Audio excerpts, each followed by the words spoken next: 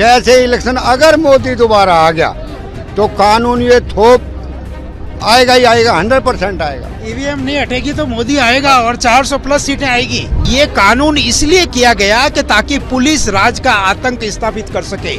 मतलब चिता पर कैसे रोटियां सेकनी है। हम एक धुरी हैं देश की, हम हाथ जोड़ के सरकार से ये निवेदन करते हैं कि आपने जो गलती कर दी, गलती इंसान से ही होती है, इसे वापस ले लो, नहीं तो हम आपको सबक सिखा देंगे।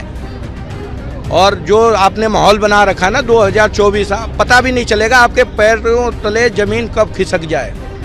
शीला दीक्षित की 15 साल सरकार रही दिल्ली में। ऑटो टैक्सी वालों के खिलाफ एक वही जो 166/92 में ये जो धारा लेके आई थी, शीला की सरकार चली गई। ड्राइवर 20,000 25,000 जो भी कमा रहा है तो उससे उसका घर चला रहा है, तो 7 लाख या 10 लाख कैसे लाएगा। ड्राइवर भाइयों के साथ अत्याचार हो रहा है। ये वो ड्राइवर है, शीला को खो दिया तो ये मोदी भी ज्यादा दिन नहीं रहेगा। 145 या 46 पार्लियामेंट मेंबरों को बाहर करने के बाद ही इन्होंने किया, ऐसा क्यों किया।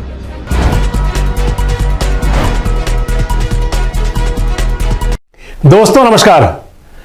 भारतीय दंड संहिता यानी कि आईपीसी जिसे पहले कहा जाता था, जिसको बदल करके भारतीय न्याय संहिता किया गया और इसको लेकर के संसद के अंदर प्रस्ताव बिल पास हो चुका है, संसद के दोनों सदनों में, जिस पर अब राष्ट्रपति की मोहर लगनी है और फिर यह कानून बन जाएगा। भारतीय न्याय संहिता की धारा 104 जिसके अंदर की हिट एंड रन को लेकर के कई नए अमेंडमेंट हैं, जिसके अंदर मुख्य है कि अगर कोई ट्रक चालक या कोई भारी वाहन चालक, हालांकि अभी तो भारी वाहन चालक ही रखा गया है, संभवतः इसके अंदर जब नया अमेंडमेंट हो तो फिर सभी वाहन चालक हो जाएं, जिसमें रखा गया है कि अगर कोई वाहन चालक दुर्घटना के बाद भाग जाता है मौके पर से, यानी कि अगर वो किसी पुलिस अधिकारी को या मजिस्ट्रेट को सूचना दिए बिना वहां से चला जाता है मौके से, तो उस मामले में यानी कि हिट एंड रन के केस के मामले में 10 साल की सजा और 7 लाख रुपए जुर्माने का प्रावधान है।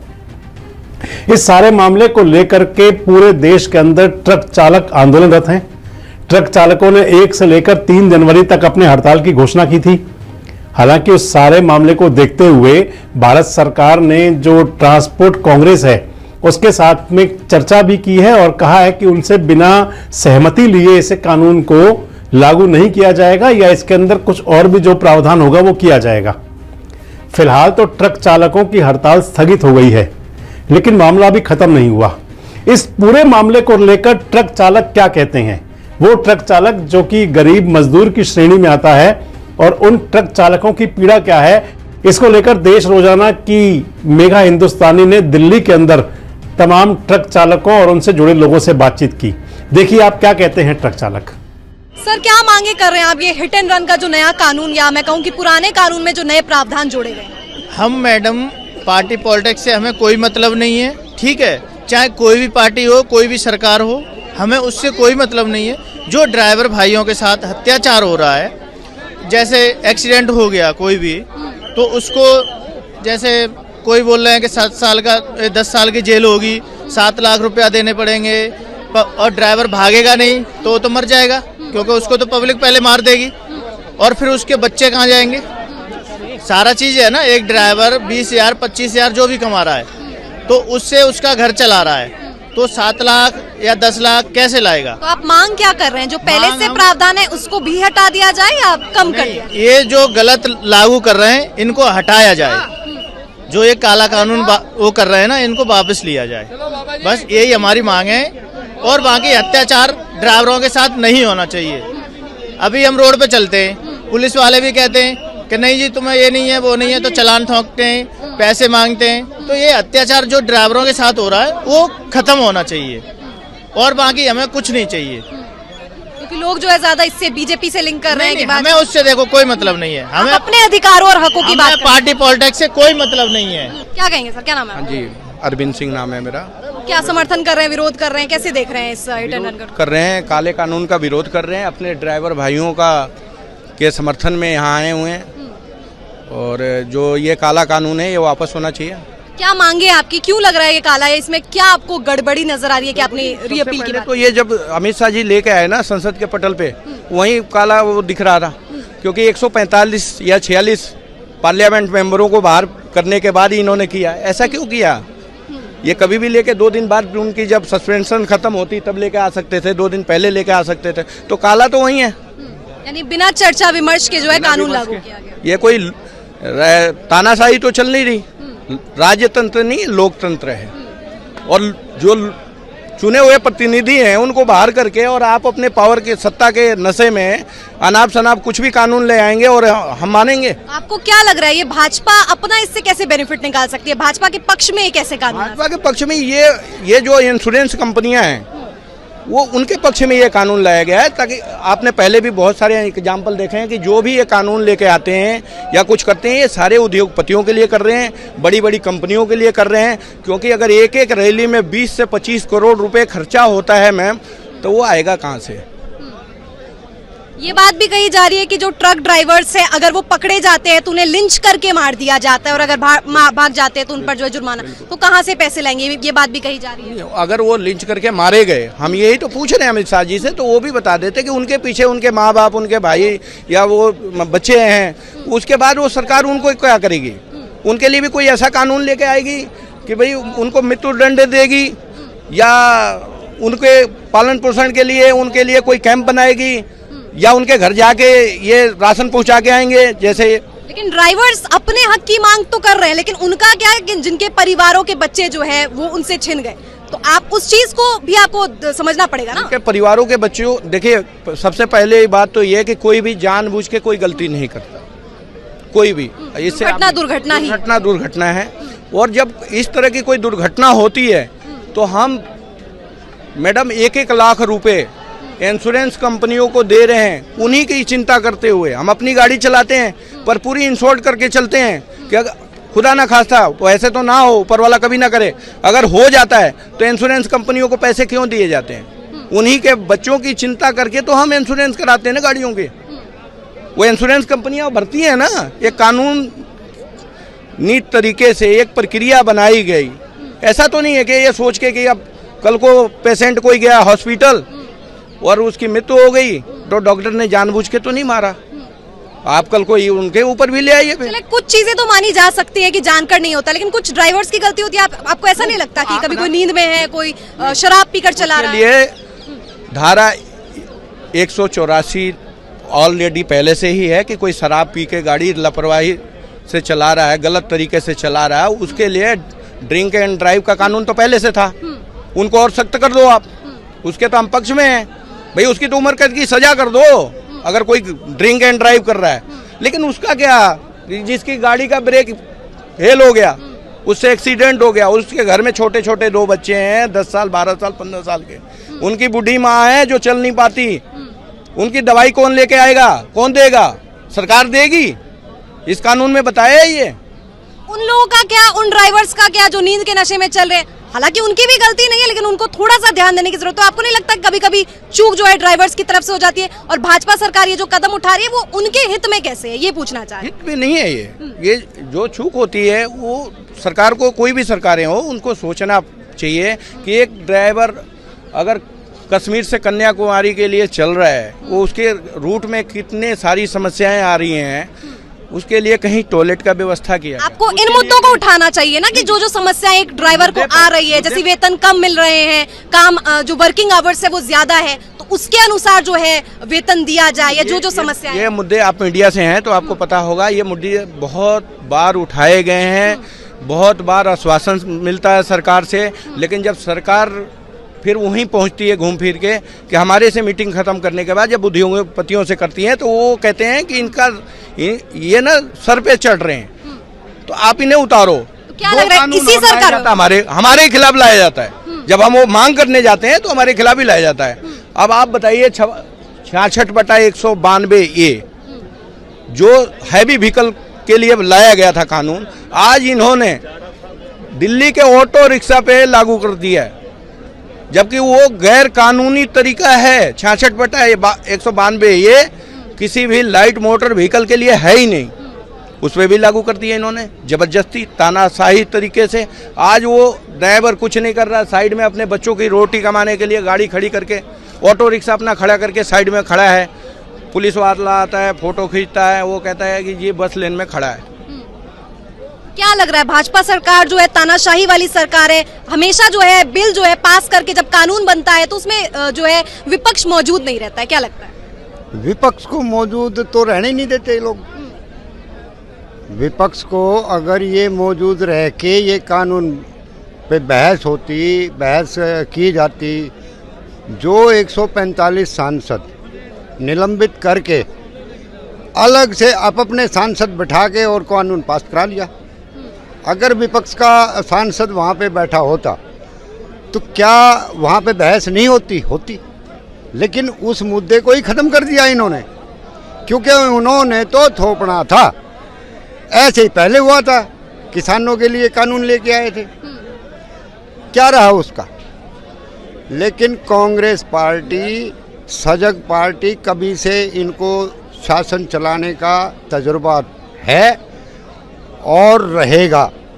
ये कांग्रेस की सरकार आप दिल्ली में देखा होगा 15 साल तक क्या चूक रह गई है कांग्रेस की कि वो जो अभी विधानसभा चुनावों में जो जीत हासिल नहीं। मैडम आपको मैं बता रहा हूँ, शीला दीक्षित की 15 साल सरकार रही दिल्ली में। ऑटो टैक्सी वालों के खिलाफ एक वही जो 166/92 में ये जो धारा लेके आई थी, शीला की सरकार चली गई थी। ये वो ड्राइवर है, शीला को खो दिया तो ये मोदी भी ज्यादा दिन नहीं रहेगा। उसका सबसे बड़ा सरकार चाहे जो भी हो, आप उसके खिलाफ अगर गलत लाया जाएगा मुखालफत करेंगे, विरोध करेंगे। ड्राइवर अपने दाल रोटी चलाने को काम करता है, वो किसी कीड़ी को भी नहीं मारना चाहता। अब कोई कॉमर्शियल गाड़ी चला रहा है, अब उसके सामने ये स्कूटी वाले आगे कहीं से भी निकल के आ जाते हैं। आप तो देखते हो रोड पे चलते कोई भी आदमी स्कूटी बाइक वाला प्राइवेट गाड़ी लेके चलता है, उनको चलानी आती नहीं, रोड पर आ जाता है। कॉमर्शियल ड्राइवर बाकायदा उनके पास लाइसेंस होता है, तजुर्बा होता है, सरकार उनको लाइसेंस देती है। 3-3 महीना ट्रेनिंग ले, हर 3 साल के बाद उसको फिर वहाँ अथॉरिटी में जाकर फिर उसको लिए ट्रायल देना पड़ता है। ये फिर हर गाड़ी में इंश्योरेंस होती है। अरे सरकार इंश्योरेंस कंपनी वाले जब थर्ड पार्टी का इंश्योरेंस हम खत्म कर देना, बिल्कुल खत्म कर दे, फिर इंश्योरेंस कराने की जरूरत नहीं है। ड्राइवर दे अगर देगा, ड्राइवरी सब कुछ देगा तो इंश्योरेंस कंपनियों को फायदा पहुंचाने के लिए लेके आए। इसका इम्पैक्ट सबसे बड़ा पड़ेगा मैडम, दुर्व्यवहार, ये घटनाएं और बढ़ जाएंगी एक्सीडेंट का। माइंड में हमेशा ड्राइवर के ये रहेगा कि मेरे से कोई गलती ना हो जाए, और जब इस तरह का डर होता है, आप कोई भी काम करने जाते हैं ना, तो वो मतलब उल्टा होता, मतलब उसका और परसेंटेज, क्योंकि उसका माइंड फ्री नहीं है। फिर तो ऐसे अपराधी जो होते हैं उनके खिलाफ भी अपराधों के कानून नहीं बनने चाहिए, क्योंकि वो अपराध करने, अपराधों के कानून के लिए नहीं मना कर रहे, अपराधों का कानून कह रहे हैं ना कि ब्रेन में वो चीज हो जाती है। ये जो कानून है ना, इसमें अधिकतर 80% पावर पुलिस को दिया गया है। 90 दिन के अंदर आपने ये करना ये करना। अगर कोई पुलिस वाला ये कहता है कि तेरे पे वो धारा लगाऊं, ये 20,000 देता है। ट्रांसपेरेंसी होना चाहिए, पारदर्शी नहीं है ना मैम। कानून के खिलाफ कोई भी नहीं है, पर ट्रांसपेरेंसी तरीके से ये लोकतंत्र है, राजतंत्र नहीं है। और ये बने रहेंगे हमेशा, और ये बने भी रहेंगे ना, तो अगर ड्राइवर पूरी तरह, ये आज यहाँ किसी एक जाति धर्म वर्ग के लोग नहीं हैं, और ना ही वो दूध की गाड़ी लेके जाता है, तो वो ड्राइवर कभी ये नहीं देखता कि ये दूध की जो थैली है, ये कौन सी जाति धर्म के घर में जा रही है। ये हम एक धुरी हैं देश की, हम हाथ जोड़ के सरकार से ये निवेदन करते हैं कि आपने जो गलती कर दी, गलती इंसान से ही होती है, इसे वापस ले लो, नहीं तो हम आपको सबक सिखा देंगे। और जो आपने माहौल बना रखा है ना 2024, पता भी नहीं चलेगा आपके पैरों तले जमीन कब खिसक जाए। हम अमित शाह जी को कह रहे हैं, हो जाती गलती। किसानों वाले मामलों में जैसे मोदी जी आके उन्होंने कहा कि गलती हो गई, अपनी गलती मानने से आदमी बड़ा होता है, छोटा नहीं होता है। तो अमित शाह जी को क्यों शर्म आ रही है? अब मुख्य सचिव को रात को 10 बजे हड़ताल वापस ले लिया। आपने कभी कोई कॉल देखी थी जो किसी भी यूनियन वालों ने कॉल दी थी क्या स्ट्राइक की? नहीं दी थी ना। तो ड्राइवरों की स्ट्राइक थी, एक बंदे को बुला के आपने स्ट्राइक वापस ले ली। अनुमान तो ये भी लगाया जा रहा है कि अभी राम मंदिर करके जो है टेम्पररी तौर पर ये किया जा रहा है, उसके बाद शायद कुछ बड़ा नहीं नहीं, राम मंदिर तो हमारी आस्था है क्या विषय है। राम मंदिर तो हम तो पैदा हुए हैं तो उसी धर्म में हम तो विश्वास रखते हैं। हम तो अभी भी बोल रहे हैं जय श्री राम, उससे बड़ा, पर उसमें भी इनको क्रेडिट चाहिए। तो वो जो राम जन्मभूमि ट्रस्ट के लोग हैं वो साइड में बैठ जाएं, वहाँ पे वो झंडा भी बदल के ये अपने बीजेपी वाली झंडा लगा देना वहाँ मंदिर पे। मसला तो है ना कि कानून पहले भी था लेकिन सजा कम थी। राम मंदिर का कोई इसमें विषय नहीं है। ये कानून लेके नहीं आए हैं क्या? वो कानून के खिलाफ बोलो तो राम मंदिर आ जाता है, इसमें मंदिर का मस्जिद कहाँ से आ गया?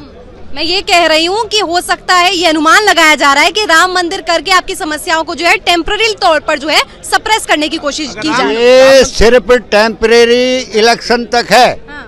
और जैसे इलेक्शन अगर मोदी दोबारा आ गया तो कानून ये थोप आएगा ही आएगा, 100% आएगा। ईवीएम नहीं हटेगी तो मोदी आएगा और 400 प्लस सीटें आएगी। ईवीएम का हटना बहुत जरूरी है। ये 6 तारीख का जो आंदोलन है, सबसे पहले सारे मुद्दे गौण है, प्रमुख मुद्दा है ईवीएम। ईवीएम हटना बहुत जरूरी है। आपने बहुत सारे सर्वे देखे होंगे जिसमें बताया जा रहा है कि ईवीएम हैक नहीं हो सकता है, तो क्या कहेंगे उन सर्वे पर या उन चैनल्स पर या उन? ऐसा है कि जो ये वकील लोग जो सारे विरोध में आए हैं, अभी हमने कई देखा है और कई जगह तो ये प्रूफ साबित भी कर दिया उन्होंने कि ईवीएम हैक हो रही है, कि जो ईवीएम सुबह 8 बजे से कंटिन्यू वोटिंग में यूज ली जा रही है, वो उसको शाम को 7 बजे 6 बजे चेक किया जाता है, 90% चार्ज मिलती है। मतलब क्या है, कारण क्या है कि कभी भी वो मौका आंख बचा के इन्होंने ईवीएम चेंज की है। जो कंटिन्यू 8 बजे है तो वो शाम को 6 बजे 90% चार्ज कैसे मिल सकती है? जो कंपनी टेंडर लेती है ईवीएम हैक करने का, तो तेलंगाना और कर्नाटक में नहीं लेती है, साउथ के स्टेट्स में नहीं लेती है, सिर्फ जो है ऊपर के स्टेट्स में लेती है। नहीं, ऐसा है मैडम। आपने कर्नाटक और तेलंगाना पे नहीं पूछा? बिल्कुल इसका जवाब देता हूँ। तेलंगाना में चुनाव हुआ और उसके बाद में जब रिजल्ट डिक्लेयर हुआ तो इनको सिर्फ 2 दिन का गैप मिला। 2 दिन में गैप के अंदर जो हैकर्स है वो पूरी ईवीएम इतनी ज्यादा है कि वो नहीं कर सके। मगर एमपी में 17 तारीख को चुनाव हुआ और 3 तारीख को चुनाव रिजल्ट आया तो इनको इतना समय मिल गया। तो आप देख लीजिए यही हुआ। कर्नाटक में समय नहीं मिला, वहां नहीं कर पाए। तेलंगाना में समय नहीं मिला, नहीं कर पाए। मगर जहां इनको ज्यादा समय, ये जो चुनाव आयोग जो चुनाव संपन्न होने और रिजल्ट डिक्लेयर करने के गैप में जो दिन का जो गैप होता है वो इसीलिए गैप रखा जाता है ताकि हम इसमें इतने समय के दौरान इजीली हैक कर सकें। सारे सब जगह हैक नहीं होगा, जहां पर लास्ट में चुनाव होगा ना वहां नहीं हैक कर पाएंगे, मगर जहां पहले होगा वहां हैक करेंगे। 2024 का क्या हिसाब लग रहा है इस हिसाब से? ऐसा है कि 2024 में मैं तो ये अभी जैसे हमारे भानु प्रताप सिंह जी का जो मैंने सुना और जो परसों जो 6 तारीख में आंदोलन हो रहा है, तो ऐसा लगता है जो विपक्षी गठबंधन की सभी पार्टियों में एक जागरूकता आएगी और वो लोग ये डिक्लेयर कर देंगे कि अगर ईवीएम से चुनाव होता है तो हम इस चुनाव में पार्टिसिपेट ही नहीं करेंगे। जब चुनाव में पार्टिसिपेट नहीं होगा लोकतंत्र समाप्त हो जाएगा, चुनाव होगा ही नहीं। सभी 545 सीटों पे निर्विरोध रूप से बीजेपी को डिक्लेयर किया जाएगा जीत और लोकतंत्र समाप्त हो जाएगा। विदेशों में मतदान न देकर जो आप अपना हाँ, मतदान ही कैंसिल करवा देंगे ना, तभी तो विदेशों में डंका बजेगा कि भाई अभी जिसको भारत में सबसे बड़ा लोकतंत्र कहते थे, सब विदेशों में चर्चा होगी, देखो भारत में लोकतंत्र समाप्त हो गया, वहाँ चुनाव हुआ नहीं और एक ही पार्टी को निर्विरोध में 545 सीटों पे जीत पे डिक्लेयर कर दिया। यही होगा और क्या होगा? तानाशाही का परिणाम तो यही होगा। विपक्ष जो है जो घुट रहे हैं वो बिल्कुल, मैं कहना हूँ आप अगर ये टेक देगी मैं विपक्ष। खुद ड्राइवर हूँ, ड्राइविंग करता हूँ, मैं इस कानून को देख के बड़ा ही उस सरकार के जो मानसिक दिवालियापन है उसको देख के बड़ा ताजुब होता है कि अगर कोई भी एक्सीडेंट होता है तो इन्वेस्टिगेशन होगा। कानून तो पहले भी था ना, प्रावधान ये किया गया है कि समय लंबा कर मगर ये कानून इसलिए किया गया कि ताकि पुलिस राज का आतंक स्थापित कर सके। मतलब चिता पर कैसे रोटियां सेकनी है, ये भाजपा को क्या फायदा होगा? भाजपा के नेताओं को फायदा होगा, जो पार्टी सत्ता में होगी उसको फायदा होगा, पुलिस वालों को फायदा होगा। जैसे अभी मैं कोई चला रहा हूँ गाड़ी और मेरे आगे आकर के किसी व्यक्ति की मृत्यु हो जाती है, मैं अगर पकड़ा जाता हूँ वहीं पे तो जनता मेरे को पीट के मार देगी। मैं भाग जाऊंगा तो पुलिस वाले पकड़ लेंगे बाद में और कहेंगे देखो अब आपके ऊपर केस बनेगा, अगर आपको 10 साल की सजा होगी 7 लाख जुर्माना होगा। अब अगर आपको बचना है तो 2 लाख हमारे दो। अब मुझे क्या करना होगा? मैं 7 लाख की जगह 2 लाख पुलिस वाले को दूंगा, पुलिस वालों की कमाई। नेता भी बीच में आएंगे, देखो अगर आप मांग क्या करें? कानून ही हट जाए या जैसा पहले था प्रावधान जितने 3 महीने का और जो भी जुर्माने का प्रावधान था वो? बिल्कुल, जो स्थिति पहले थी वो यथावत रखी जाए। अब आप ऐसा भ्रष्टाचार को ज्यादा बढ़ाने के लिए आपने ये कानून लाया कि ताकि भ्रष्टाचार को और ज़्यादा कैसे बढ़ाएं, हमारे नेताओं की इनकम हो, पुलिस वालों की इनकम हो, जैसे ही कोई एक्सीडेंट हो, किसी की डेथ हो, आराम से हम 1.5-2 लाख का अपना जेब भर सके। ये इन्होंने इंतजाम किया, मगर ये इनकी चाल कामयाब होने वाली नहीं है। अगर मैं पूछता हूँ कि मैं गाड़ी चला रहा हूँ और अचानक मेरे आगे कोई सांड आ गया और मैंने बचने के लिए कोशिश की और मैं खुद मर गया, तो अब आप क्या करोगे? सांड को 10 साल के लिए जेल में डालोगे क्या? अब ये वो सांड जो मेरे सामने आया वो 10 लाख का जुर्माना कैसे भरेगा? उससे कैसे वसूल करोगे? और कौन सी ऐसी जेल है जिसमें आप सांड को 10 साल के लिए जेल में डालोगे? आपको सबसे पहले तो कारण पता करना पड़ेगा कि भाई कोई भी एक्सीडेंट होता है तो आप इन्वेस्टिगेशन करो, दोनों पक्षों को देखो। आपकी मांग ये होनी चाहिए ना कि बिना इन्वेस्टिगेशन के अगर कुछ कार्रवाई की जाती है हमारे खिलाफ तो हमें जो है वो नहीं होनी चाहिए। ये अन्याय है। क्या आप कोई भी इंसान मरता ही आप सीधा ड्राइवर पे ही जुर्माना थोपोगे, ड्राइवर को ही जेल डालोगे? अरे क्या मतलब, पहले इन्वेस्टिगेशन करके देखे, सामने वाले की सिचुएशन तो देखो कि आखिर डेथ हुई कैसे, डिफॉल्टर कौन है। अगर कोई सामने सांड है तो क्या आप सांड को 10 साल की सजा दोगे? क्या सांड को क्या गिरफ्तार करोगे? ये थोड़ा सा मानसिक दिवालियापन होना चाहिए। सरकार को विवेक नहीं है क्या कि अगर मैं मानता हूँ अगर ड्राइवर डिफॉल्टर है, अगर ड्राइवर शराब पिया हुआ है तो बिल्कुल आप ड्राइवर पे जुर्माना करो, उसको जेल डालो, पर पहले इन्वेस्टिगेशन तो करो कि भाई वाकई में ड्राइवर डिफॉल्टर है या नहीं है। आप आग मीच पे मतलब ड्राइवर को कैसे डिफॉल्टर ठहरा दोगे कि आप उसको 10 साल की जेल भी दे दोगे और 7 लाख का जुर्माना भर दोगे? क्यों? ऐसा क्यों? हो सकता है सड़क में आगे खड्डा हो, इसकी वजह से हुआ हो सकता है आगे सांड आ गया, हो सकता है कुछ और कारण हो। इन्वेस्टिगेशन तो करना चाहिए ना, आग मीच पे की सजा नहीं देनी चाहिए, ये गलत है। सजा जो है वो कम होनी चाहिए, खत्म होनी चाहिए। खत्म ही होना चाहिए। ये कानून बिल्कुल अंधेरगर्दी चौपट राजा वाला मामला हो रहा है पूरे देश के अंदर। सब अंधेरगर्दी चौपट राजा है। ये जो विवेकहीन फैसला ले रही है सरकार, जानबूझ के पहले 150 सांसदों को निलंबित किया ताकि इनको मौका मिले और ये संसद में आकर के ये काला कानून पास कर सके। अगर विपक्ष होती तो चर्चा करनी पड़ती। और जिसके लिए आप कानून बना रहे हो पहले से उन ड्राइवरों से सलाह तो लो, ट्रांसपोर्ट एसोसिएशन से, जो संबंधित वर्ग है, आप पहले उसको विश्वास में नहीं ले रहे हो और उनके अपोजिट में आप अपनी मर्जी से कैसे कानून बना रहे हो? ये मतलब ऐसी तानाशाही थोड़ी चलेगी सरकार की। क्या कहेंगे सर आप? ये काला कानून तो वैसे अवैध है ड्राइवरों के लिए। यही है कि इसको वापस लिया जाए और कहीं भी दुर्घटना किसी वजह से भी हो सकती है, कहते जानवर भी आ सकते हैं, जंगलों में गाड़ियाँ। इस कानून में जानवरों की बात नहीं कही गई कि किसी इंसान के घर में एक्सीडेंट होता है तो उसके बच्चे की मृत्यु हो जाती है, किसी की मृत्यु को भी बचाया जाता है। नहीं, बिल्कुल बचाया जाता है, लेकिन यहाँ पर मनुष्य की मृत्यु होती है। उसमें अनबैलेंस में ही ऐसे कांड होते हैं। जब गाड़ी पलटेगी या कुछ होगा तो गाड़ी तो उसमें भी तो मर सकती है। जो कोई हिट वो थोड़ी है। हिट का तो मतलब तो यही है, क्या कहते हैं, आप कहते हैं ये अवैध कानून लाए, कोई भी 7 लाख रुपया नहीं भर सकता है। इसमें 5-10 हजार की जीवन रोटी पालने वाला जो आदमी, आप लोग अपने नजरिए से देख रहे हैं, ड्राइवर्स की नजरिए से देख रहे हैं, लेकिन जिन्होंने जान खोई है उनकी नजरिए से भी देखिए एक बार। हाँ बिल्कुल, क्या कहते हैं, ऐसा है ना, तो जान खोई है तो उनके लिए क्या कहते हैं, चलने का भी तो नियम होना चाहिए। चलने का नियम होना। हाँ बिल्कुल। आप देखते हैं दिल्ली की सड़कों पर लाइट के आगे खड़े हो जाते हैं, क्या है, दूसरे को मतलब क्या कहते हैं परेशान करते हैं। जो मतलब जो क्रॉस लाइन होती है उसके अंदर खड़े होते हैं, फिर भी आगे बढ़ जाते हैं लोग। और फ्लाईओवर का यूज करना चाहिए। कह रहे एक्सीडेंट, पहले किसी ने कहा कि एक्सीडेंट में किसी की गलती नहीं होती है, फिर अब आप कह रहे हैं, या उन्होंने भी कहा था कि एक्सीडेंट में जो है सामने वाले की गलती होती है, ड्राइवर की गलती नहीं होती। मैम ऐसे हैं जो कहते हैं सामने दौड़ करके निकलना चाहते हैं और इस हादसे के शिकार हो जाते हैं। क्यों ऐसा करते हैं? क्या कहते हैं, अपनी बत्ती पे निकलिए ना, है जी। यानी दोनों साइड को जो है ध्यान देने की जरूरत है।